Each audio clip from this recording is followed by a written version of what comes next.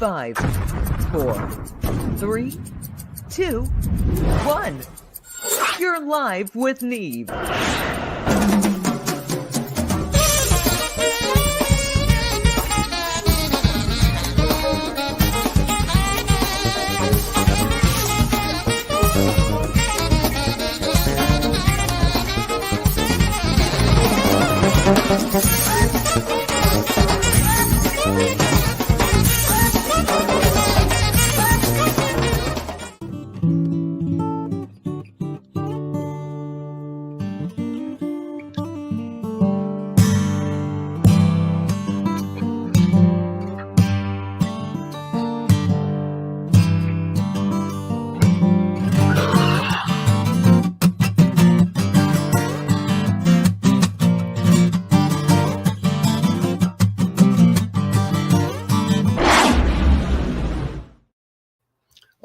All right. Here we are. You're on Live with Neve, and I am here with a man who plays a saxophone brutally.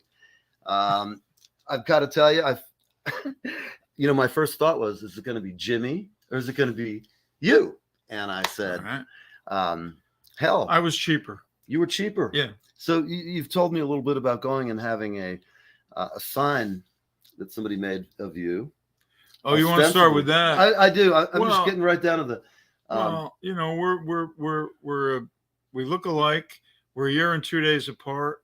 It's Jimmy and Jerry Vivino, JV, and he's a famous rock and roll blues guitarist, and I'm a saxophone player in a different world. That's very good. And the popularity of the guitar is such that I get confused. People are confused. They think I'm Jimmy. Have they when you were younger? When we were younger, no, it was never that way because neither of us were that important. No, not that we're important. Funny. No, it's all good. But if I only got his checks, it would be. If the checks were mixed up. No, I'm kidding. But so you want me to talk about what happens with between reviews of records and how our in names general get your names get mixed up? And well, first of all, we're talking about my name being mixed up with Jimmy Vivino. Yes, but he says to me, "It happens to me too," and I say, "You're just being a nice brother. It doesn't happen to me." No, but the top two mislabels are as follows. I'll start with a record that we did together called the Vivino Brothers Blues Band.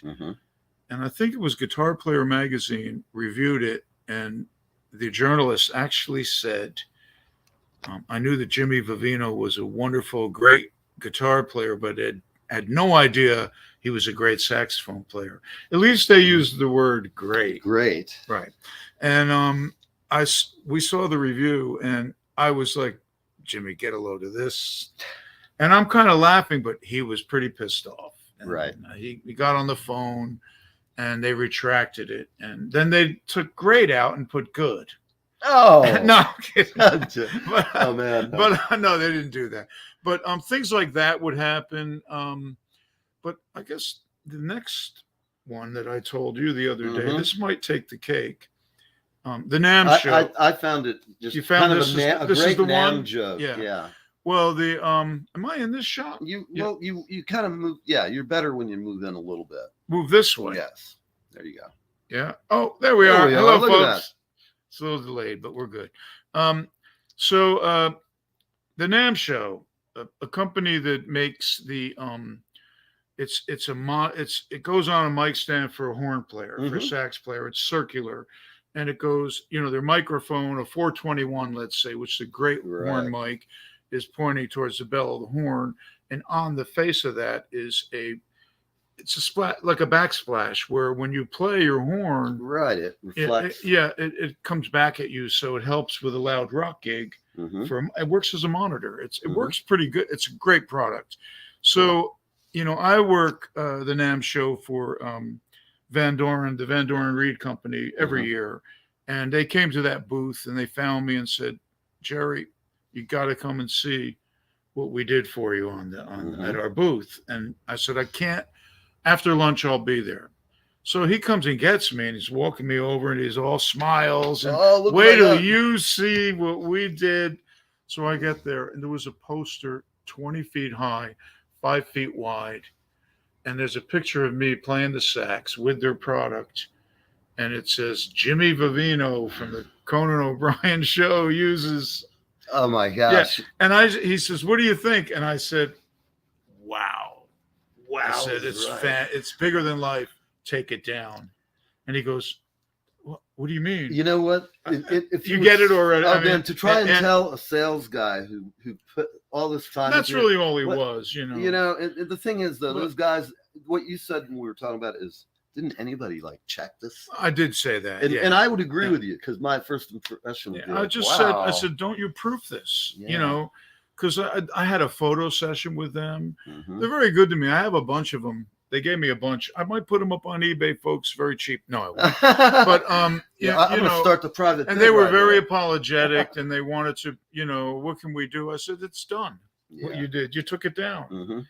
So, well, you know, you still have a cordial relationship. Well, you know, it didn't. It was a nice gesture on their part to give me that kind of promo, and then have my brother Jimmy's name there. Was like, oh God, oh wow. I can imagine after. Well, if it happens a lot, I can see where it just becomes a joke after a while. Well, you know why?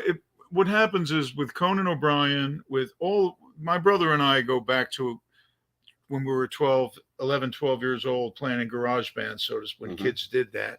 And we were together for many years. And, you know, like the Brecker brothers were, and the Allman brothers, you know, and basically there's always a situation where one is more popular than the other. And Jimmy, I'll give him that. You know, he's a wonderful brother, a great musician. He plays an instrument that is more popular. You know, the rock guy, the whole thing. And then he became the leader of the Conan band. So that exposure is such that, you know. But you got all the looks, so it's okay. Oh, whatever. You know, it's all good. But, you know, in fact, just the other night, I had a couple of my grandkids.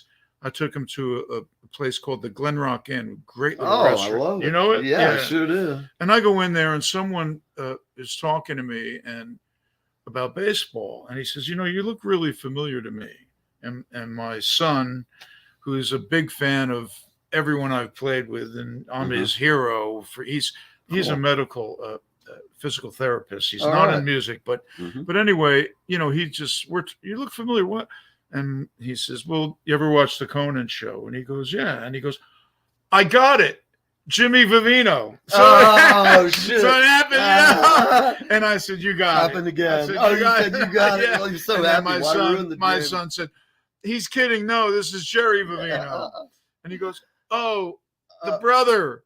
But he knew player. I was a saxophone player. At least he knew, right? And he said, "Are you playing?" And I said, "Are you playing anywhere?" And he was with 3 other guys, and you know they were in their 50s. They were like music lovers. We were talking baseball, and then we started talking music, and I saw that these guys were really interested in music. And he said, "Are you playing anywhere?" And I said, "April 29th," and that goes for all of you folks. April 29th. April 29th. April 29th, Friday, April 29th, I'm playing.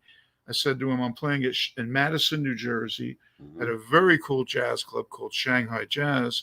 And of course, they said, with Jimmy? No, I said, no. No. I said, no, this is my quartet. And I said, by the way, the drummer from Saturday Night Live, Sean Pelton, will be on the band with me.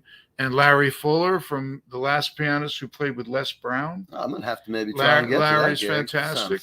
And I have a bassist that I work with for the first time last night in New York, David Kingsnorth. He's a professor of jazz bass studies, upright, at Montclair State. And I played with him last night at Swing 46. I was a sideman for Janice Friedman, who's incredible. And this guy was recommended to me, and I just put him on, and he played his butt off. And could I say ass? You can say ass. Yeah, we've talked. He played the shit out of the bass. Yeah, right. Yes. And he'll be on with us too. And he said to me last night, he goes, "I can't believe I'm going to be playing with Larry Fuller." Les Brown being played by Charlie Parker. Right. You know, I mean, yeah. And for all you guitar players listening, learn something about saxophone. It's a great instrument. No, it is a great instrument. So he said, he goes, I go, have you met Larry? Because he said he's heard of you. I go, I have never met him, but I sat there at the Vanguard watching him play years ago with Les Brown. And now I'm going to be playing with him. I go, that's how it rolls. That just feels so cool, too. That's so cool, right? Yeah, for sure. But, speaking of saxophone players, in New Jersey, Clarence was a friend of mine. And, his son, I just had him on. I played his nephew. Actually, his son. Oh, you had his son. Yeah. What does his son play, too? Yeah, Nick. He sings and plays. What does he play? He sings and plays guitar. Okay, he does not play saxophone. No, the guy who plays saxophone is his cousin. I can't think of his name. I can't either. He's a great horn player. Yeah, I've he plays him well. Play with a bunch of people around. But Aaron's had heart. He had Absolutely. he had a beautiful soul, and if we're talking about New Jersey, because that's where we are right now, and that's where my roots are. And that's from. where you grew up, right? Not far from where I did. Yeah, you were in Whitecroft. You were in Glen Rock, the big enormous rock. That's right. That thing is amazing. It was dropped from space. Yes. Yes, it was sent by Putin now. Yeah.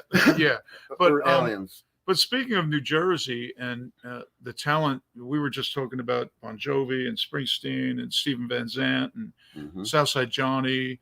It just goes on. La Bamba, and, guys that basically made a name for themselves in New Jersey. Mark Pender, the Love Man, my friend. It's amazing how much talent. It's like a crucible of people who want to go to New York and end up sometimes, and then sometimes just the people who grew up here. It's such a music-filled environment. But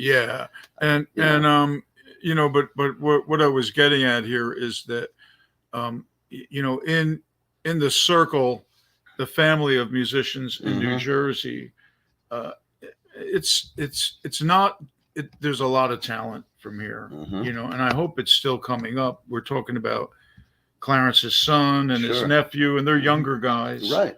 And, the day will come that it'll be their turn around. Yeah. Max Weinberg is another one I forgot. And Max's son is playing. Tremendous player. Yeah. Playing drums, but, and even the jazz scene. Now that's a rock scene that's very strong here. Right.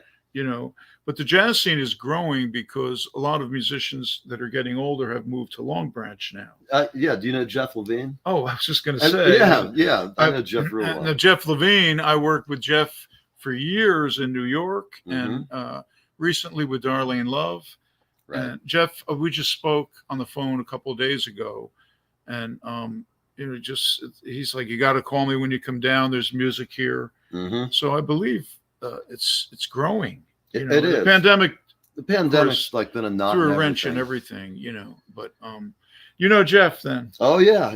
I've had him on the show, and I felt honored to get an interview with him because he's like, I don't do interviews. When I first called him up, he's like, I don't do interviews. I said, okay, and we hit it off eventually. Yeah, he's a good people. Yeah, and Tony, you okay? My friend Tony, come over here and say hello. Come around the back. No, and you gotta lean in, otherwise he will. He'll do it. We'll bring it to you. I want to mention Tony because we're talking about New Jersey, and this is a music lover, okay? All right. Tony's not a musician. Hey, Tony. Can they hear me? Leave it there. Put it where it is. All three of us Your are girlfriend, you might get lucky. You want to make sure you're a guy. Yeah, there you I go. got lucky when I met you, Jerry. Oh, that's nice. But, no, put it where it was. Put it New Jersey. I'm right here. I'm good. Tony, this is an example of someone who we need, because a guy like Tony comes out and supports music. Right. He shows up and he enjoys it, understands it. And where did we meet? I was with Keely Smith. Jerry was playing with Keely Smith at the Regency in 1999. That was 2000. It was actually 2000. Feinstein. And he was doing a 3-week run with Keely, which is what they would do in May every year when she would come in. Yeah. And I got a chance to see. I would come to usually I would come to like the first week, the middle week, and then I would always come for the closing performance. And over those 3 shows, I got to know Jerry, and we got to You're still hanging work out together. And But they and bring help each other. you see people appreciating music, and then we need that. Well, we need an those audience. people who are like the really great fans who make it possible for us to make any kind of a scratch of a living. I mean, Right. it's And not. And my photos on his live in Shanghai. If you want to Yeah, buy but- his CD, Oh, yeah? look at him buy Oh, I was his going to live in ask you. I thought you Shanghai. had a record. For I Live have at a few, and Shanghai.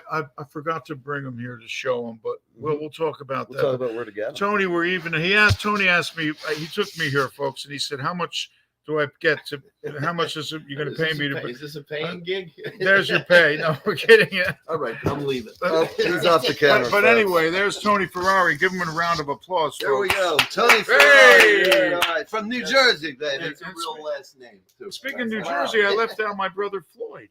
Floyd. Uncle Floyd. Uncle Floyd. Yeah. Let's talk about Uncle Floyd a Yeah. little bit. Uncle Floyd is still going. You can go see him every Wednesday locally in Maywood, New Jersey, at the Maywood Inn.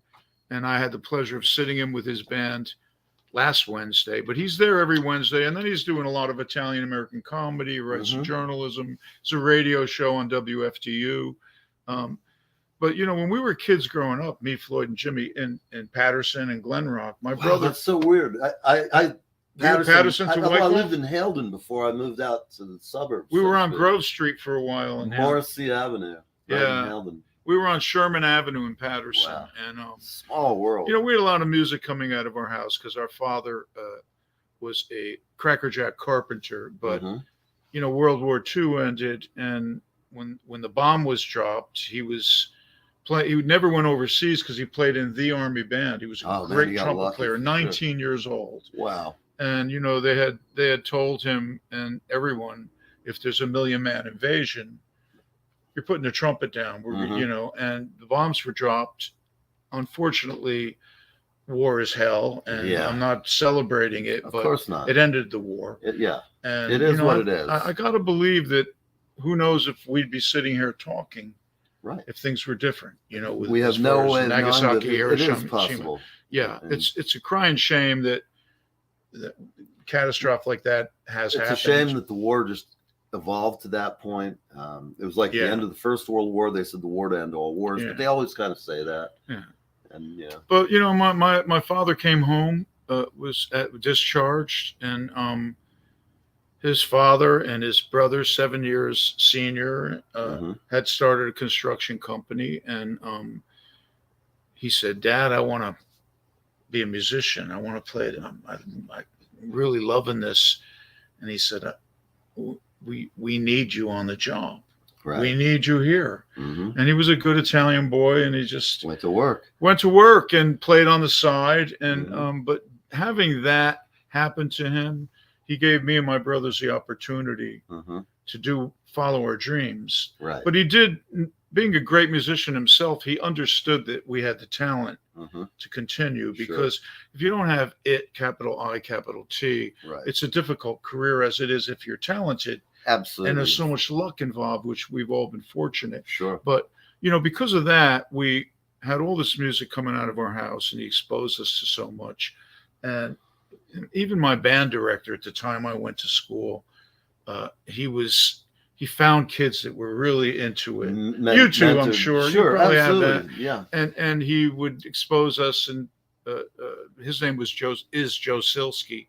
Mhm. And he was a sax player. When I heard him play when I was in the 8th grade, Mhm. I was like, I want to do this. This For is, sure. So we didn't have video games. No. We didn't have YouTube. Got a And- basement though. our porno, was in Yeah. a magazine, Right. hiding in the attic somewhere. Yeah, This exactly. kid's got it on the phone at 12, I think. Right. So, I hope not. Absolutely. Anyway, I got No. grandkids, but I We're shouldn't gonna have be said digging around Dad's bottom drawer. that. You Oh, know? please. But music is basically, young people are like sponges. Anything that they're interested in, they want to take it in. Absolutely. And that's the beauty of music. But my father was instrumental in letting us live our dream, and here we are today. But Jimmy was a trumpet player. No kidding. Does he ever? There's pictures of us as kids. Me on the guitar, Jimmy on the trumpet. Floyd was always on the piano with puppets and clowns, But Uncle Floyd, we were talking about that.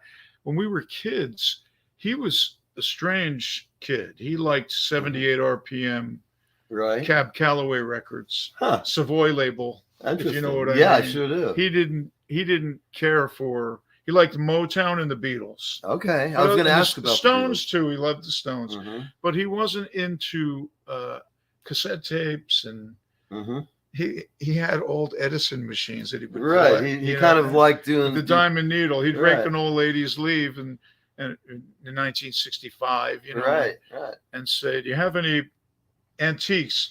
You want to take these, Sonny? Please, get them out of here." Right. Those old Edisons now. And he was, when he started the Uncle Floyd show, he was like 22, 23 years old. Old really school, cool. Soupy Sales stuff. Right. Oh, yeah. I've seen Pinky Lee.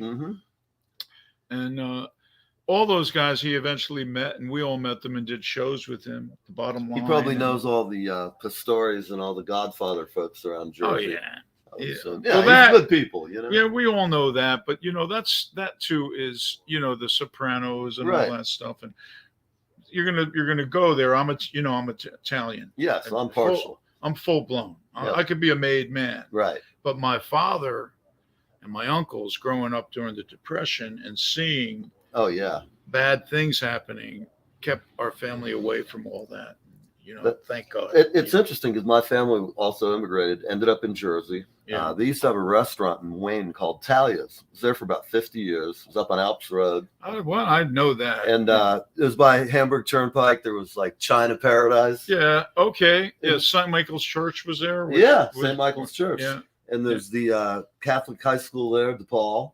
Okay. Right across on the other side from the funeral home and all. Like, it's funny because over the years, we 10 years missed. But we know a lot of reference points. I know my grandfather was Italian. Same thing he said. We had some family members who were a little allegations were made. Well, everybody. My grandfather you don't want to be stigmatized. You don't want to be hanging around with those people.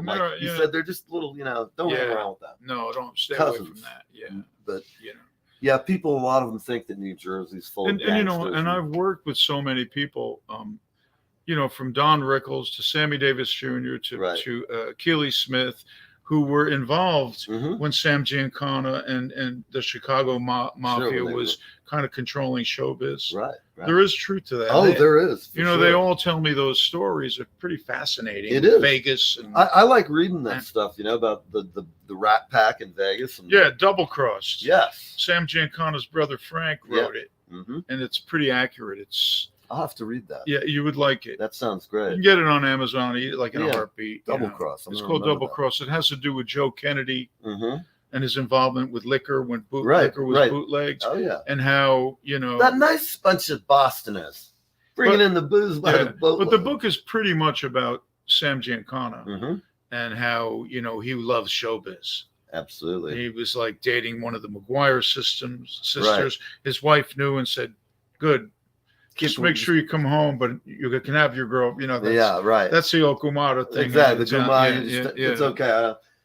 But it's a great book, and a lot of entertainment in that book. A lot of pretty cool stories. I'm sure some of it's bullshit, but most of it I think is. There's in Tampa. Interestingly enough, there's a lot of organized crime back in those days. Yeah, and I know these folks, and they're all just normal middle class people now. Well, Florida. Dion DiMucci, Dion of the Belmont's a very good friend of mine.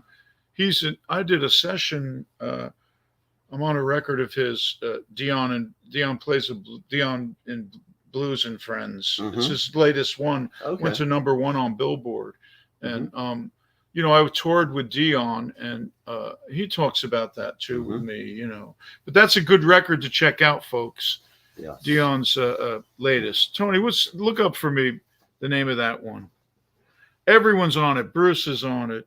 I remember when it came out. Yeah, great list of notables. And he actually put Jerry and Jimmy Vivino. He put my name first. All right. Well, that's nice to get a little. He didn't put Jimmy and Jimmy Vivino. That would have been good. Yeah. This is my brother Jimmy. That's more of a Southern redneck thing. Yeah. My brother Larry and my other brother Larry. It's okay. So you got that? Pulling it up, right? Yeah, it's a great record. You might want to check it out. And speaking of CDs.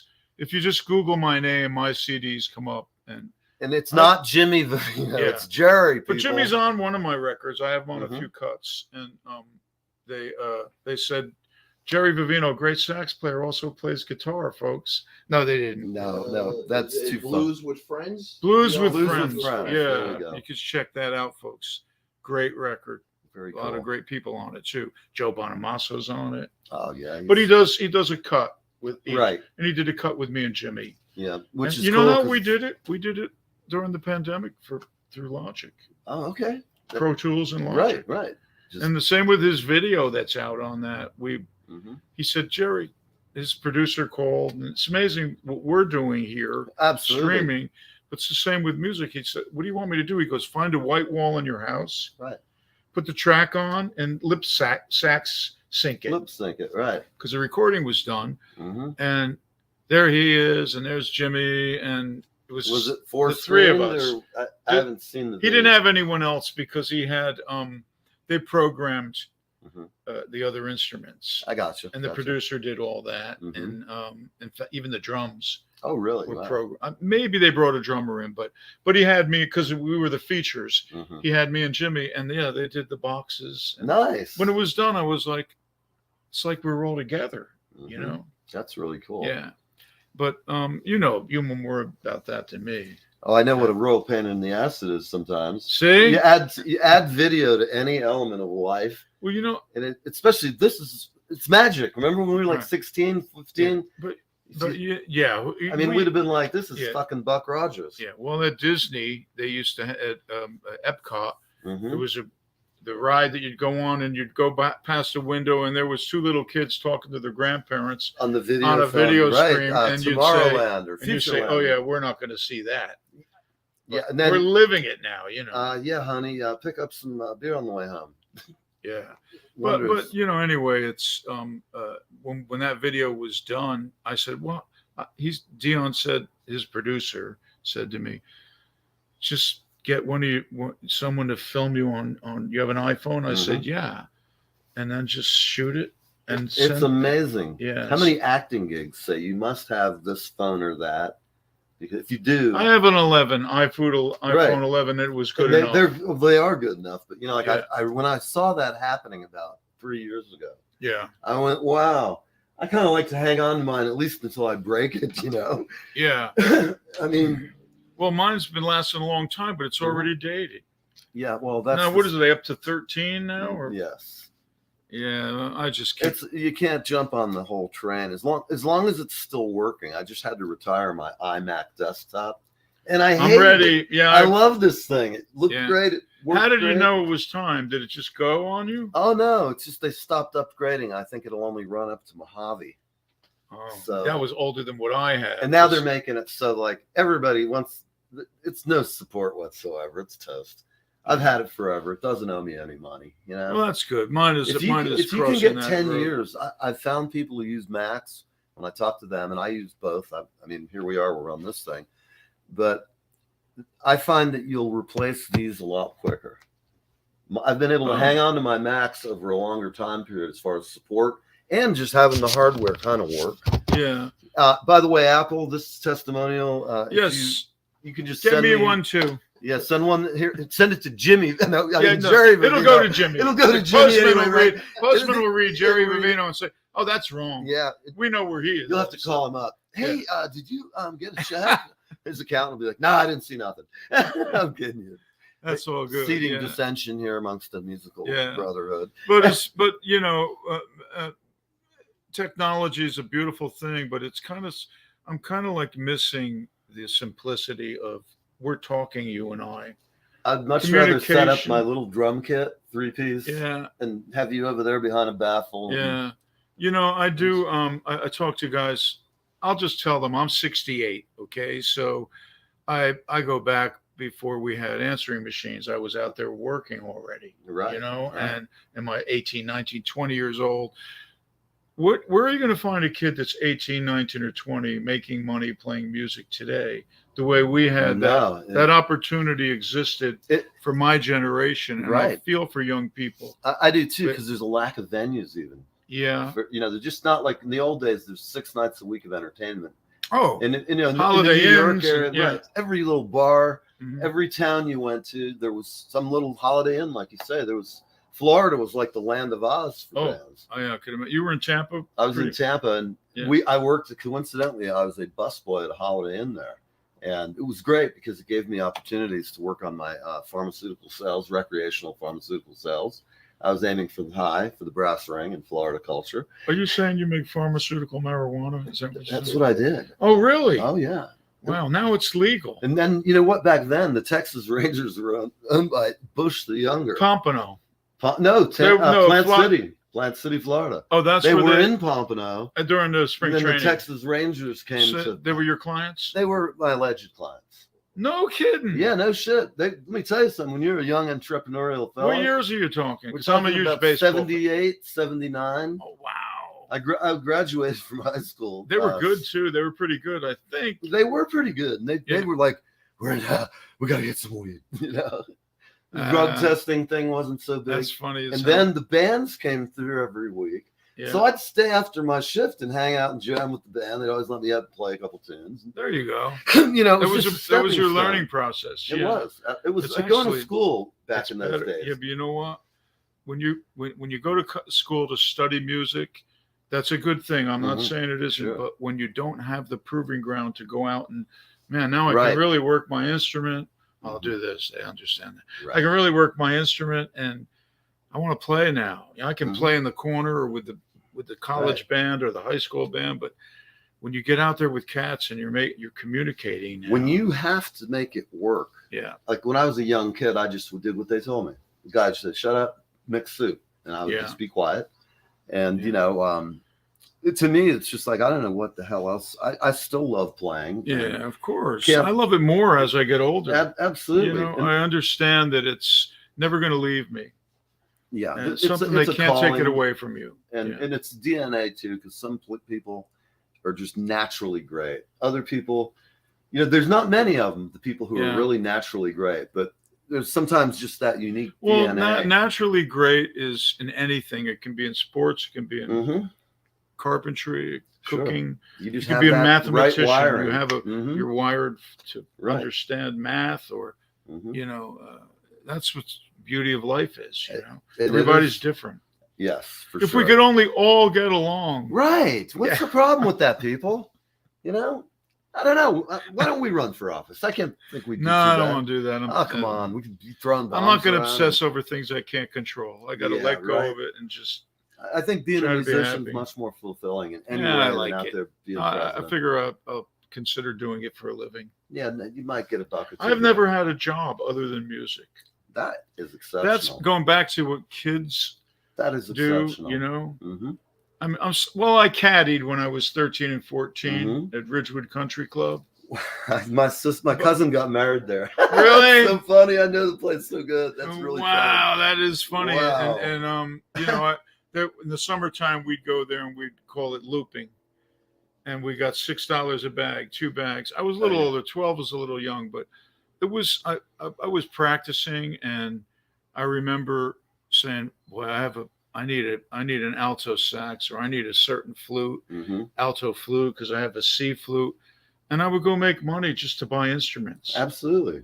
I would work paper route in a music store. Yeah. I'd badger wherever I lived. You remember Ackerman's music store? Oh gosh, yeah. That's where I used to work there. And then Frank Geluso bought it. Yeah. Do you know Frank? I don't know him. That was after my time.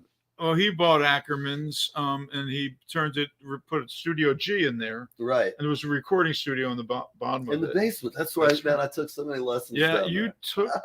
Yeah, that's funny. You studied there. We're talking 72. And then you taught there. 73. Well, Frank bought it later, 77. I was going to boarding school up in Massachusetts, and in fact, one of my guitar teachers at school, we got a brand new Ibanez. Remember when they were making those Les Paul Ibanez? Well, he was a They're pretty good guitars. They were great guitars back then. They were like, it was the lawsuit era, the real lawsuit era. So it was. We happened to get one. Somebody special ordered this white 3 pickup, like Frampton had, but white with the binding. Beautiful thing. I was afraid to touch it when we were unboxing it. Yeah. And I went up to school and told him, and then I came home a week later, and the guy had fucked up the deal. So they had this guitar. They just like, everybody likes it, but nobody could afford it. And he ended up buying it. I got him a great price, and I felt so cool riding the bus up to Massachusetts. Were you near Boston? Were you near No, Berkeley? out in the Berkshires. Oh, Pittsfield. yeah. Yeah, out there. Yeah, a lot of musicians are moving there. Oh, it's a great place. If it wasn't for the tax scene, I'd really consider moving there. The taxes are pretty rough in they're rough there. Massachusetts. Yeah. That's the only thing that, I go. Yeah, they say that it's similar to LA and New York. Yeah, it is. Yeah. And in some places, depending on where you're at, down towards Boston, man, the suburbs it's just, I never thought I'd see a city in the States that costs more than like New York, but Boston. Go to San Francisco. Oh, yeah, I know. I haven't been there in a long time, but San Francisco's good. Crazy. Don't go. Yeah, I understand what you mean. It's gone downhill from what they tell me. Yeah, well, things always come back. Well, they do. They have to. Things go up and down, cyclical. Yeah. It is. I'm just talking about in general, like New York right now. New York City has got the crime again. Yeah. And, we can go back in history and look and say, well, that happened. It's going to happen. Yeah. When I was going to New York, God forbid the woke generation gets rid of history, though. Then we're in trouble. Well, that's where things get dodgy. Yeah. Especially one day everything will be electronic, and having a book like one of these will be a rare thing. I believe it. I rue the day that we can't just like when I work on this shit all the time. Everything we record, you do the show, you write, you talk into the damn thing. Everything we do, and it's great and convenient, but it blurs the hours. There's sometimes where you just got to clip it off and go, hey, I like reading a book to disentangle, turning the pages and it's literary volume. Give me about 10 pages and I'm out. This thing, I'll sit up all night. Do I really need a stainless steel stick holder? Yeah, I know. No, I don't. But there's things we are forced to do now with, like if you're banking and, they make it more difficult. There's less tellers. Well, that's the thing. You pay now to just check your balance. Yeah. We pay $2 at some places. You mean at the bank? Well, what happens is because they want you to do it at home online. Right. So, but you go to like the Waka or whatever it is up here. Yeah. And you go in, you put your money in, and all of a sudden it's gone from your account. But I don't know the whole thing about it. If in the old days, if you had say $110 and you wrote a check for $103, they wouldn't bang you like a $25 hit for it. You screwed up, yeah. You screwed up unless you were like some chronic fuck up, And, but I don't know. I'm not a Luddite. I love technology and I enjoy what it brings us. It's like playing a drum set. There is some amazing electronic technology, and I use it, but I would much rather play an acoustic set of drums. It just sounds better, and it's a whole different experience. In fact, drums are an acoustic instrument. Right. Everyone forgets that. And that feel you get from a well-tuned kit. The Roland, the problem is they're so tweakable, but they're kind of tweaked by the engineers who design it, really influence it so much that it can be, I don't know. I can just take a key and make a kit sound sweet. Yeah. I might do the same thing with an electronic kit, but you have to it takes a lot of time. Sometimes, it's the programming of the drum sound and things that you can get kind of hung up in the minutia rather than some of the stuff sounds great. Oh, well, it's true. Yeah, it really does. So, even the keyboard sounds now and string sounds and yes. And it's not the same. I'll take a little bit of difference. When Lyle Lovett goes on tour, I want to see him with the large band making some large sounds in a nice theater that's not too large, I play with the Fab Four, and Will Lee, of course, is pretty much the head guy there, and they're playing at City Winery they're coming in May. Yeah, Lyle Lovett. They're also coming to Red Bank, I think. Oh, at the Count Basie? At the Basie, yeah. Yeah. And I'm gonna see either one of those because I gotta go. Remember Pontiac, their record? Yeah. Oh, that's and you had the large band on one side. Yeah. Or was it the large? When the large band came out, that record, the swinging thing, the side B was country. Right. I think was that Pontiac or was that a different record? No, I think that was Pontiac. Yeah. They didn't really know what to do with them. Like when Curb Records got them at first time, they kind of... Because what are you? What are you, country or punk? Or what the fuck are you? They didn't really know. Well, And they're great. love I know what they are. They're great. I love those old Yeah. records. We His first got records. the Conan OBiern horn section. We got to play with Lyle when Conan was in Dallas, Texas, and it was a treat for me. Oh, I It's bet just- he's so great. We added one horn. We found a fellow from Texas that I put on the band, and that was the thing about being on television for 26 years. Right. We played with so many people, you know. Yeah. And So do you guys? especially do you the ever horns. get Jimmy Vivino groupies? Do I? Yeah. No, teasing he you. doesn't have any. He doesn't have any groupies. No, he doesn't. Yeah. We're clearing it up. This is Jerry Vivino. Yeah. I repeat, Jerry. You look like Bill Maher a little bit there. Oh man, poor Bill. Okay, so Damn. go ahead. Go ahead. Anyway, I got to go away for great face for radio. Right, They told me. folks? No. Hey, all I need is Bill Maher's paycheck, and I'll take over Yeah. anytime, Bill. We'll have a good time. Oh man! So of all those years, tell me who. This is just a standard ballpark question. Who was the most favorite actor you really had the best time? Or give me a Actor from couple. Oh no, like playing with like on the show. on the Conan show. Well, You had some Charlie favorites. Watts. This Mhm. is going to be different. Charlie Watts came on the show with Bernard Fowler. Do you Oh know? yeah, I know Bernard Bernard, is great singer, and Yeah. I was a contractor for the Conan show right. when they wanted what we call augments. Mm-hmm. The higher ups would come down and say, you know, we need strings for this act, or we need an extra horn player. You, Mark and Rich, you're going to play with so and so, but we need to add another sax, or we need to add another trumpet. You know, Mhm. so I was a guy who would get everything, you know, union paperwork together, whatever. Right. And I got called by Charlie Watts' manager because he said, we need a trio for Charlie. He wants to do something off a record, a jazz record that he cut in London. And I said, well, what's the tune? And it was Time After Time. You can check that out on Team Coco or on YouTube. It's a beautiful cut. And when Charlie died, I went and revisited it. I have long hair.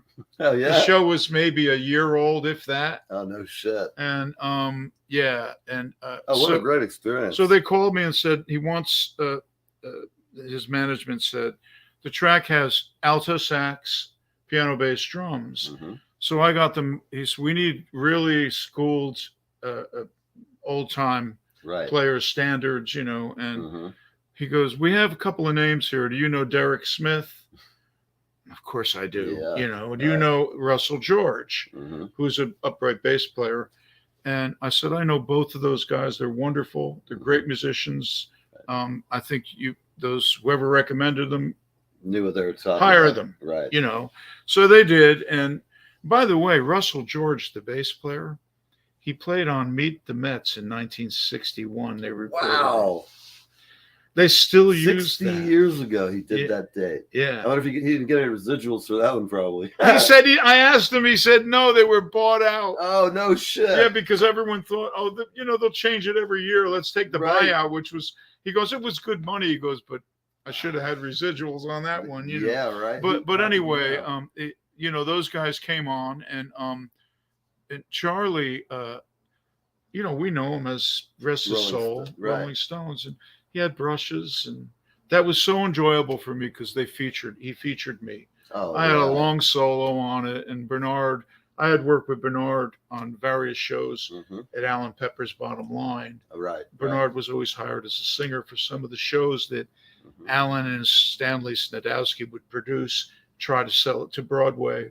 A couple Leader of the Pack went. Wow.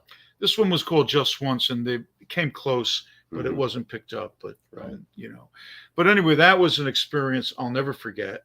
I Playing bet. with, It was playing he with, as everybody playing with the expects. Stones like that, you know. Right. He's such a And- gentleman, as they say. Yeah, Quiet, and reserved guy. when Conan talked to him, he mentioned me, and I was like, "Oh man, this that is like, great. You know, how nice to have these guys." And your sax player Jerry did a great job. And Well, it just just really nothing like it. And compliments are one thing. but Conan what's- goes, "Jerry did a great job." No, Oh, right. Of course. Conan's the greatest. I bet he looks like a lunatic. I got to love it. tell you, he's a people person. Mhm. And never too big for the room. Is Right. a heart of gold.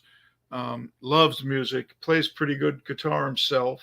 Excellent. And in rehearsals at the show, the writers would, they'd rehearse something. The band, we'd be there rehearsing with him, and he'd say, "This is great. We're going to use it." It'd be a skit or something, Right. or he'd say, "Get back to the war room. You'd have their little meeting. You got to do this, this, this." Every time they came back, it was better because, and we found because he had a way of knowing what not to do comedically, right, and how to sell something, and cut the fat out. Let's get to it. right. We saw this going on all the time, and it was an innate ability that he had that I can't explain it, but seeing it firsthand, you got to understand his comic genius. It's just great. All of the comics I ever meet are frequently, they're so smart. Yeah. And their speed of thought. There's many of them. Yeah. And like I've had a couple on, Vinnie Brand, who's up here. Okay. Stress Factory up in New Brunswick. Yeah. I went to sell them a sound system and video and a bunch of stuff. And with the comedian, you can never tell when they're, in comedian mode or if they're just screwing around with you. Yeah. Oh, so right. He wanted to meet my boss. Is the day we're going to go sign and pick up the check. Now, I just want to go in there, pick up my check, and go back and tell the accounting I'll call you next week, get my money. Well, my boss comes up. We're sitting there, and he goes, "Neil is just a great guy. I love hanging out with him." He goes, he's amazing. I wouldn't have bought all this shit if it wasn't for your sales guy. He's great. He said, "But I don't know how you deal with him." He goes, "He's fucking fundamentally unemployable." And then he starts in. And it's funny because him and I had hung out a lot. Yeah. So we fucked around, and the night we kind of feed on each other. He'd tell a joke, and I'd tell a foul shit joke, and then he'd tell a brilliant joke. You don't tell a joke to a comedian. Well, yeah, when you do, because you learn that you don't they're do it. so quick coming back at you. Right. But with him that day, he told my boss. I looked at him. I go, "Well, thanks for the sale, anyway, fucker." Yeah. But back to Conan, when he would tell the writers, "Come back in 20 minutes, and do this, this, and this." Mm-hmm. We had a guitar set up at rehearsals in front of the bandstand on the show. It was there. And Barry Duryea, who we call Skills, who was with Patti Smith and Buster Poindexter and the Fab, he's an amazing. My brother Jimmy hooked him up with the Conan show because they needed a tech guy. Right. And Conan loved him. Barry would string his guitar and, and help him with amps and equipment. And he set that up for Conan. And he'd send the writers off, and we knew what was going to happen next. "Come on, guys, what are we going to play?" And we would jam with him for 15, 20 minutes, and then he'd see them come back, and if he were into it, he wouldn't leave the bandstand, and they'd be like, I got it. We think we got it. And he'd just look at them and look at us and play, and he'd call tunes. I'd rather do that. I'd rather be doing this, Absolutely. But then eventually he would go back to them, and we'd see what he told them to do. All of a sudden, what wasn't funny is funny. Well, those guys have a knack. And if it didn't work, he'd go, "We're not using that. Right. Maybe next week." But just great, maybe. But other people that I played music with on the show, James Brown, just that must forget have been about it. Tell me about James Brown. Well, he was Maceo wasn't there, and the Fred, and right. It was just basically a thing where he came on and he wanted to use the band, our band, right? The Conan band, and he was just really, really professional together. And he brought a couple of guys with him from Georgia, and their names are escaping me now. It was a younger band, and it was near the end of his career. And what was that? Sounds like a truck. They towed my car. No, anyway, no, we're good. And it was just, we played a medley of all of his songs. We rehearsed it. That's great. He really knew what he wanted and knew how to tell people. How was the rehearsal? How long did it take? The rehearsals were maybe 15 minutes, 20 minutes. That's what I figured. And that was it. That's it. We're doing the tune. Let's do it. And Bruce would come on, and he'd always bring me, Mark, and Richie up, and to be up there with Clarence, and Bruce was very, "I want everyone I don't care that Roy Bitten's on keyboard. Scott, come on up, and Right. Jimmy and Steve and Right. and Nils, you know, with three guitars now. Fuck it, we'll find and Max, of course, was there anyway, Right. you know, Mhm. and God, he's such. we a had great Mike drummer. Merritt, you know, playing maracas. He knew you can't have two bass players, Right. Right. you know. But Bruce was great, and I remember from that it was when he was going out to do the sessions he did without the E Street Band, but he Tunnel of Love. No. This was no, later. Post. This was the Seeger sessions. Okay. Remember that folky thing? Mm-hmm. I do. And he had me, you know, I said to Bruce, you know, for what you're doing, why don't I play clarinet? And he goes, yeah, why not play clarinet? Because, you know, he had a tuba up there, banjos, he had all kinds of stuff. And he makes a before he goes to talk to Conan, we're going to commercial. He makes a beeline because we go back to the stage with Max. Right. Makes a beeline for me and goes, Jerry, that was what was missing because his tour was over. Right. I was missing clarinet on that, and that made me feel like, oh man, absolutely. I caught his ear with that, you know, and you know, little things like that mean so much, and for sure, you know, the other people that I played with there that. You know, Keely Smith found me on the show. Really? We played with Keely.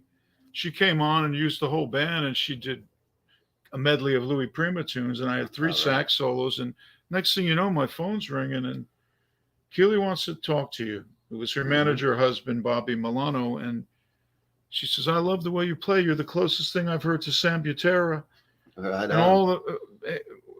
How can we utilize your talents? And I said, are you asking me to go to work for you? Because, you know, I can't leave the show. Right. She goes, we know that, but we come into New York about 6 weeks a year and maybe Chicago. And I was 7 years. Wow. She used me on and off. That's where I met my buddy, Tony. Right, Tony? Yep. Yeah, that's the story. And so that to me, she passed, you know, and I loved her. She was just...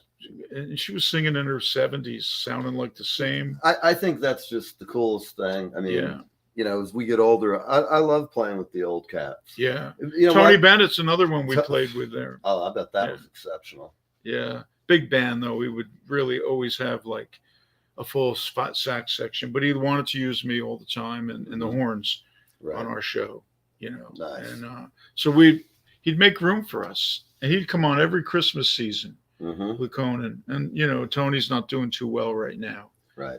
He's on his last legs. Yeah. But what a great thing, you know. Everybody I've ever heard of who worked with him just says he's just such a great guy. Yeah. You know, it's funny how you find that people, the more successful, I know there's people who say, oh, this person's a jerk or that person, but most of the people I ever meet are really just great folks. You know, well, you know what it is? There's so many great, you need to be nice because in the business, because you know, there are people that are a little bit of, they can be different. They can be difficult, and you know, or they have a star attitude, but some of them understand what am I at a young age. If they make it really young, they grow up and they realize, hey, it's about people. It is. And we're all people, you know, and you know, you can't be too big for the room.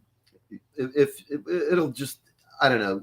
I don't want anybody walking away with that bad impression in their mouth, you know, of me as personally on any transaction. You know, you meet them, you do business with them. Nothing worse than, you know, thinking it's like a stone in your shoe. Yeah, it is a stone in your shoe, but I'm going to write a book someday.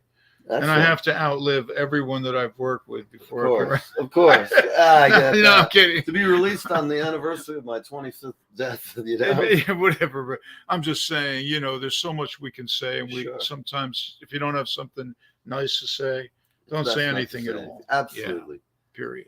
Yeah, don't break confidences, people. But Vinny Boombatz, what an asshole. Oh, Vinny Boombatz. Vinny Boombatz, the Italian American parades. That guy, I'm gonna kick piss on his grave. There you go. Yeah. Whatever. You know, I'm just for all of you guys who are watching us, we would normally call this Neil Just Talks Shit.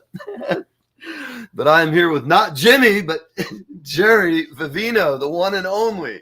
And you know, if we'd have done this in the studio, I was going to have a big note taped here that said, do not call him fucking Jimmy. Oh, really? I was literally thinking, because what was going to happen? I was thinking, we're going to get in here, we're going to get comfortable. It's just going to slip out of my mouth. It's funny you said that, because my brother and I have an amazing relationship, and Floyd too. My father made sure we didn't fight. He just, for some reason, he saw families growing up. That's good. You know, he had situations with his own brother, and he just said, no, my kids better. If you guys fight, I'm going to get involved, and you're not going to like the outcome. What a great dad. It was like, he kind of like didn't force us, because, you know, we were normal. We fought now and then, but he meant that, like, where you that grow up hate and don't jealousies like and jealousies right. more than anything. Like, gee, how come you're doing that and I'm not doing that? Now, he has 3 sons that he had. He's passed away, rest his soul. But, you know, we all it's kind of odd. We all made a career out of music. And, you know, we didn't have the opportunity to say, Jesus, you're on TV, but I'm not. Right. And that kind of thing, you know, Max handpicked that band, and he knew all of us from different situations. Right. And I loved watching the Vivino brothers were on. It wasn't Jimmy saying, get my brother Jerry, or me saying, get my brother Jimmy. And, you know, it's funny how that people assume that sometimes. Sure. Oh, you guys are on TV because your brother Floyd was on TV. Yeah. You get that. Oh, you know? Of course. And then, not that any of this gigging. Then Floyd would say to me, as the years went on with Conan, with his success, he'd say, it's funny, I get people telling me, how come you're still not on TV like your brothers? So that's funny. It's just it's good. It's they don't mean it. No, they but don't. It's stupidity. Absolutely. You know, it's like saying Mickey Mantle's son, how come you didn't play baseball like your father? Yeah, I mean, how do you even? Yeah, I've said that. I was talking to Dwayne, not Allman, Dickie Betts' son, Dwayne Betts. Okay. When I had him on, what I noticed about him, I don't know this kid. You know, I just know him from being on the show. We talked prior for an hour or two. Nice kid, but his family raised him well. He's polite. He's soft spoken. He's everything I'm not. I mean, I'm polite to people. You're a good guy. But you know, I don't go in. I don't ever like dive into somebody and try and shred them on the show. You know. Yeah. I'm pretty like big. As long as there's a tennis ball to throw, I'll chase it and kind of come back. Like a dog. Like a dog. Which, like my girlfriend's always said, "You're like a dog." No, throw me You're a bone, my dog. then, You're my dog. Yeah, you know. But I don't know. You can tell, like, I've watched you guys many times on Conan, and I just love watching the band. And we had a good time. You had a good time, and you could see it. It's not like sometimes the band's just. Or I imagine, I won't get into names, but you know, you get a clown once in a while. Somebody comes on and you just have a bad night. Oh, sure. But you know, that's going to happen in anything. I'm fearless, absolutely, on stage or with a drumstick or a mic. But you know, ask like a girl, a pretty woman would ask me to dance, I'd be like, oh. Yeah, because I just never learned. Always as a kid playing, I never learned how to dance. Yeah, well, you know what it is too with music, with television bands. Okay, do you know? The audience may not know, but I think you know who Ronnie Cuba is. I confess you don't. Okay, I'm going to tell you who he is. He is about 77 years old right now. Mm-hmm. I started working on and off with Ronnie when I thought he was old. He was 50. You know, so he's like 9 years older than me. Right. I was like 41. Mm-hmm. Actually, I was younger. I was in my 30s when I met Ronnie. So I was 36 or 7. He was 40, 45 or 46. One of those old guys. He was old to me, you know. Right. He's the consummate baritone sax player in the world, jazz. Mm-hmm. And he played on with Benson. Right. And he played with there's an album. Tony, look up Ronnie Cuba. See what I can't do anything without Tony Ferrari. Gotta have him, man. We've all got to have Ronnie Cuba, George Benson, The Cookery or something. It's a great record. That's why I'm going to mention it. And Ronnie made his bones. He got on that record, and George was a small band, and he said, "I don't need it. I don't need a tenor. I just need this guy."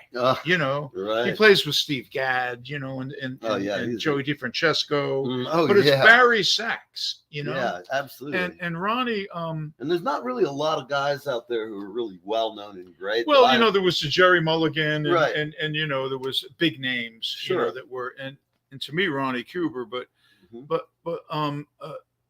you know, there's there are great baritone Oh sax. yes, Don't get me wrong. I've seen like out there. And I hold my own on it too, but I play all the reeds. So Barry is one of my favorites. But a lot of stuff. What's it called? He's got Cuba Libre in 1976, The 11th Day of Aquarius. Look up George Benson. Airplay in a New York Minute. And the New York Minute's his record. Great record. And White Cats. Yeah, you got to look up George Benson, Ronnie Cuber, baritone sax. We'll get it later, but he was working with Mac Rebenek. Oh, Dr. John. The best. God, I love and Ronnie that. was working with me with a band called the Little Big Band in New York, which ended up being New York Nights with Donald Fagen. Because Fagen stopped in, heard the band, and was like, I want to do something with these guys, you know. And we'll get to that later, but so Ronnie got to know me, and he's on. I put him on the Vivino Brothers' first record called Chitlin's Parmesan. Yeah, I like that. There's a tune I wrote, and we didn't have a title, and Jimmy said, let's call it Jerry Boy's Blues. And people say Jimmy's Boy's Blues on it. No, they don't. Oh, yeah, right. So I put Ronnie on that, and he's featured on that tune. All of Me? Was that the name of the song? That was one No, the record. The Cooker. The Cooker. That's it. The Cooker. There you go. It's a great record. George Benson, come on, we all know. And Ronnie made that was like, oh, who's this guy? You know. So he's working with Mac Rebenek, and he calls me, and he said that, I have a couple of subs, and a great sax player, Andy Snitzer, said, Andy can't make these dates. You think you could make it? I said, am I playing Barry? Or he goes, Barry and tenor. I said, I didn't know you played tenor. He goes, I do. He goes, when I'm called for it. And he goes, I didn't know you played Barry. I'm glad you said. No, he didn't say that. So anyway, I got to meet Mac and work with Dr. John on a mini tour, which was that's one of my favorite things too. Yeah. And but Ronnie, he came on Conan with Mac. We were on the show about 6 years. Okay. And he comes on with Mac Rebenek, and of course he wants to hang out with me. And we went for lunch after Mac did his sound check thing. And I says, come on, I'll take you to commissary. We'll hang out. And he goes, man, you guys have been here 6 years already. I go, yeah. He goes, it's one thing when you get, because Ronnie was with the SNL band too. Right. The original one with Michael Brecker. And right. I mean, this cat is, so he said to me, man, it's one thing when you get a television show, but you guys are there 6 years already. He goes, it says something when you keep it. Absolutely. And he goes, you're all the same guys? And I go, yeah. That is an accomplishment. Yeah, and it was a nice compliment. And, I talked a little later, and with the SNL band, it's seasonal. And when you're talking about Michael Brecker and Ronnie Cuber, and G.E. Smith was the main guy. Right. And Lenny Pickett's there now for a long, long time. And me and Lenny are good friends. But the fact that Ronnie Cuber or Michael Brecker didn't stay with SNL was their own choice. Right. They're doing such heavy work. They're in demand by so many. Everything. And it's like, I want to go do something else now. Right. For me, I felt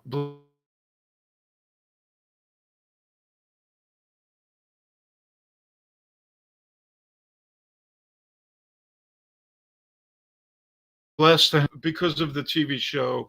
I'm in a good place. I have a pension, and the fact that anyone can make a lot of money and blow it too. Oh yeah, you have to keep it. If you save your money and think smart as a musician, especially, you have to know that nothing lasts forever. And but I learned a lot from a lot of the guys that were Lou Marini, guys like that, and Paul Schaefer. Right.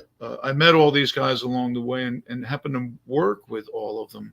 But talking about experience, excitement, and never mind the television show, Paul Schaefer had called me before the show was even, no one even knew who Conan was. It was probably the late 80s.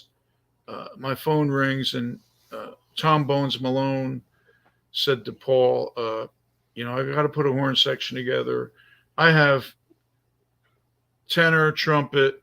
You're going to play trombone, Tom. He goes, what about Jerry Vivino? He plays Barry, right? Because I did a couple things with Paul. And he goes, yeah, Jerry's a good Barry player. He goes, call him for me. Tell him I want him on on this Farm Aid thing at the Garden.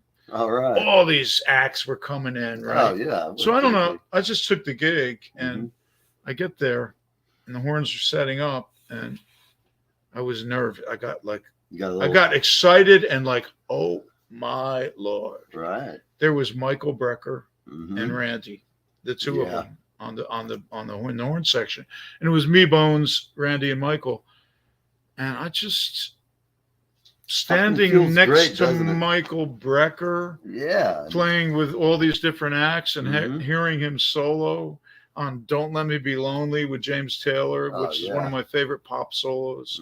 You know, it was orgasmic to me. Oh yeah, music. So that to me, that I can imagine. I haven't played. And never mind that everyone and his brother were on this bill. From Bonnie Raitt to James Taylor to it was Michael Brecker. To me, it was Michael Brecker. Well, that's because growing up as a horn player, that niche, you guys play a broader range of things than say a guitar player. Sometimes it's just there's bands that are just three, guitarist, drummer. When you have, I think horns add to everything, but that's just me. Yeah. We have a band in Florida, and I'd always just have one guitarist and a horn player. Yeah, I want one guitar player that knows what he's doing. Yeah, and a sax player. Now I remember the year of that. It was 1986. Okay, so I'm 32 years old, and Michael's maybe 37 or 38. I think he's about 5 years older than me, maybe 6 at the most, and we're all young. Yeah, but he's already. Oh, he was so. I mean, he's already and he needs another planet. Did they? I vaguely recall that they had their own show for a while. Is that somebody told me that I was mistaken? But do you know that was Dave Sanborn? It was David Sanborn. Yeah, that lasted a bit. He was a host of a music show. Why that was a good show. Dave Sanborn. I never played with him, and I met him, and this is the strangest thing. We had the same sax repairman in New York City, Joe Catapano, who went by Joe Sax. Okay, he's Joe Sax, great repairman. And Joe knew my horns. And Selmer saxophones have serial numbers on them, and they call it a 5-digit. Some of them are they play better. They were all handmade up until about 1970 or 78 or 9. Okay, so those are the old Paris models. Yeah, Paris and Elkhart, Indiana, New York too. But the Selmer company knew they wanted technicians working on the horns, and the specs might have changed, but these were crackerjack, and the metal was better, Yeah. So he said, "Hey, you coming by to pick up a flute repair I have? I want you to meet someone and bring your alto." I go, "Why?" He goes, "Just bring your alto." Dave Sanborn wanted to see, because Joe told him. Jerry has a 66. It was 66083. That's a 5-digit serial number, and it falls into a period where David Sanborn was trying to buy as many in that area at the time. Shit. He just wanted them all, and it was funny because I wouldn't sell it to him, but he said, "Jerry, I know you're not going to sell it. I told Dave you wouldn't sell it, and I knew you wanted to meet him." He was so nice. That's cool. He then called me and said, like a couple months later, "Are you sure?" And at the time he goes, "I'll give you $5,000 for it." And I was like, "I don't want to sell it." Yeah, it's hard. You know what that horn's worth today? Oh, 20, 30? No, about 12. About 12. It's not a guitar. Right. There you go. I didn't think. Yeah, you didn't think of that. I mean, it's a damn complex thing. Yeah, but it's a beautiful horn, and I just had someone look at it in LA. I had brought it in for repair, and they were like, "I want to buy your horn." I said, "No, not yet." Nah. How many of them you got? I'm going to give it to Tony Ferrari when it's time. There you go, Tony. all of these this guy's done for me. I owe him something. I'm going to make it into a planter. I'm going to put tomatoes in it. Oh, there you go. It would look even better then, But I just meeting people and becoming friends with people that you idolize. It is freaky, I find just all the people that I meet, I've admired your music for decades, and and it's just like I like just hanging out and talking music, it's the kind of thing that we did like back in Wyckoff and Hawthorne. we just played in our garages, and we played at gigs the school had, or I played anywhere I could. Well, you're talking about Wyckoff and Ridgewood and that whole area. Do you know the Tessar brothers? Have you heard of them? Mm-mm. Rave and Billy? No. They're young. They're my age. They're not young. They were young when making their way. And Rave is a musical director for Renaissance right now. Oh, yeah. But he's an amazing jazz pianist who I play with. So it keeps coming. And I met him when he was 22. Right. And he's the same age as me, and he's 2 years younger. I was 24. And we're making music and getting together and playing. And I did a gig with him when was that? The Cove. Last Friday.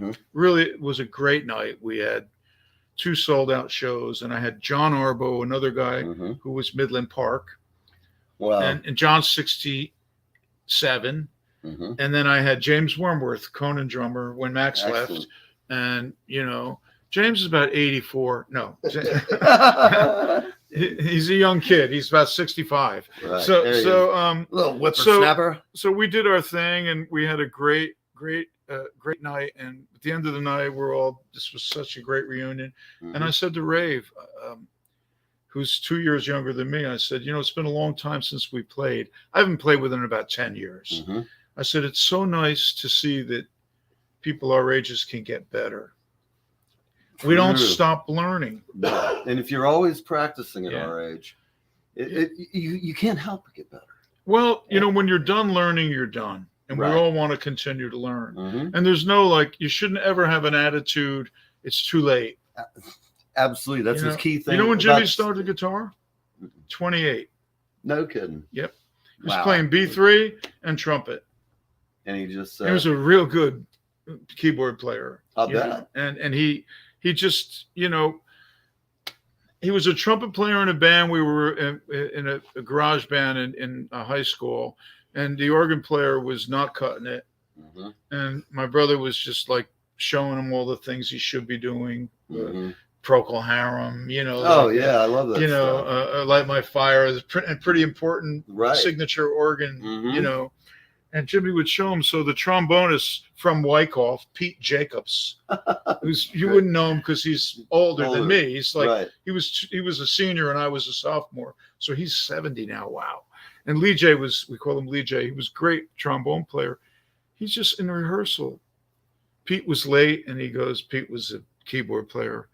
He goes, why don't we just get another trumpet player and you just play keyboards? That's what we did. Yeah. And then once in a while, Jimmy would play trumpet too. But then he fell in love with the guitar, just noodling with it. And he studied with Joe Cinderella. Right. And really put his head down and got into it. Did 28, look, you have to do your time to get the chops. Yeah. It's obvious with both of you guys. Yeah. Well, I had too many instruments to get into anything, but I started on clarinet, 5 years of clarinet at 10 years old, then went to tenor sax, then flute, recorders, bass clarinet, alto, soprano. I have a slew of woodwinds that I play. I dabbled with oboe. Tell me about that. That's kind of I sucked. It's such a hard instrument from what everybody tells me. I did study it. I didn't suck, but I just didn't have the time. I started working at such a young age that I left Manhattan School in my second year to go on the road with Frankie Valli and the Four Seasons, and then the OJs from Florida. All those Janelle Sandler's husband's touring as keyboard player with him right now. Robbie Robinson with Frankie Valli. Yes, Robbie Robinson. Oh, you know Robbie? Well, I know him. He would do one of these for you too. A good friend of mine knows him good, but I don't. No, Robbie lives in Simi Valley, California, right near me, and he has a place in Nashville also. Okay. But if you want Robbie on the show, I'll hook you up. He would do this in a heartbeat. Yeah, that would be great. He'd be excellent. Yeah. He's not going to come here, but no, that's okay. Actually, who knows? Maybe when out in LA, I can see him there or whatever. Yeah, and Robbie is the funny thing with Robbie is 1978. Lee Shapiro, who's another guy that you might want on the show. He's incredible. Lee went to high school with me and Jimmy, and he basically Lee and I were working in a big band called at the Down Under Lounge in Garfield, New Jersey, called the Johnny Bello, Joey Cass Big Band. Johnny Bello. I remember the name. Johnny Bello played with Streisand, and he was my mother's first cousin. So that's why I made it. My cousin hooked me up. No. and we just have this DNA. Right. On my mother's side and my father's. And Johnny, I was 18. Lee was 19. He got a bunch of young guys in this big band at Garfield. Very cool. And, we were playing with great players and really learning a lot. Like we talked to before about school. You got to be out there and play. And so Joey Cassiri was one of Frankie Valli's drummers throughout the years. Okay. And what happened was Joey noticed Lee, good-looking, good piano player. And he said to Lee, he goes, Frankie's manager called me. He's coming out because they're looking for a young keyboard player replacement. For Bob Gaudio or whoever, I forget. Maybe Gaudio was probably producing by then, but and he said, would you want to do it? And Lee's like, well, I'm at Manhattan School right now, but maybe. So they came. Dookie Natoli was his name. He came in, and there, my friend Lee is with the Four Seasons. Got to be a great day for him. A couple years later, I get an audition. Are we done? We're almost done. We should wrap it, but I'm going to go ahead and finish the story. Okay. We can finish it. So he goes with Frankie. Next thing you know, Lee calls me, and he said to me, "Hey, Swearing to God, the George Young solo." I said, "Well, I've heard it." He goes, "If you can learn it at your audition, Frankie will hire you, and you'll do a whole couple-year tour." We did the Grease tour. So I did that. I felt, who is this George Young guy? He's my friend. He's 84 now. We talk once a week. Very This cool. is what I mean. That never changes too. Yeah. First time I ever played with a bunch of horn guys, they were like our dad's age. Yeah. And I remember they were all World War II guys, and all the young guys. Yeah. They were playing with a big band. We were just a rock and roll band. Yeah. And out in the parking lot between sets, they all had their flask. Yeah. And they're like, "Come on over here. When you guys, I can smell you're smoking weed over there. You think we don't know about that?" It was hilarious. Like they've been doing it before we even knew it was. What it was. Yeah. And it's just a thing where from that high school, 1969 to 1974, there's 7 people under the tutelage of our band director, Joe Silsky, who's 84 now. We did a documentary that'll be coming out in a few months. Excellent. We have a bassist from the Philharmonic, John Feeney, a bassist who worked with Don Sebeski, Doug Romoff, and did tons of Broadway shows. Wow. We have Frank Pagano, great drummer, who's works with every Broadway pit show you can imagine. Me and my brother Jimmy, my brother Floyd, and I'm leaving someone out, a classical trumpeter, Jeff Fenho. And when is that? It's a documentary that's finished. It's called Bandit from Glen Rock. Oh my gosh. And it's just amazing how this little school, we had 180 kids in each class graduating, but our music department was ass-kicking great. I can't wait to see it. And it's based on Joe Silsky. So a student from the school is a documentary film. He graduated in '74, and he knew all of us. And his name is Barry Rubinow. And he put it together, and they're screening it in L.A. yesterday. They screened it. It's being picked up somewhere. I don't know. I can't wait to see it. You're going to love it because it's so cool. Yeah. And Lee Shapiro. Okay. The Four Seasons, but Well, guys. Yeah, this has been great. It's been excellent. Really, a pleasure. Thanks man. for having me. New Jersey ties yeah, on. we're good. Really, it's good to see you. And he's hungry. So am I. Hey, come on, Tony, say so long. Come on in here. Tony, we got to say goodbye to everybody. He's good people. He's good fella. I don't want him to fall asleep. He's got to drive me home. Oh, yeah, right? Yes. There he is, Tony Ferrari. Give it up. It's a pleasure. Thank you. Thank you. Here it is. All right. I'm never going to get this hour back. All right, everybody. We're going to end the broadcast. See you all. See you later. Thank you so much, guys. Okay. Let me just close this out here. Where'd it go? Oh, boy. You have to do it again. Hey everybody, this is Steve from Reach for the Sky, along with Jay from Reach for the Sky.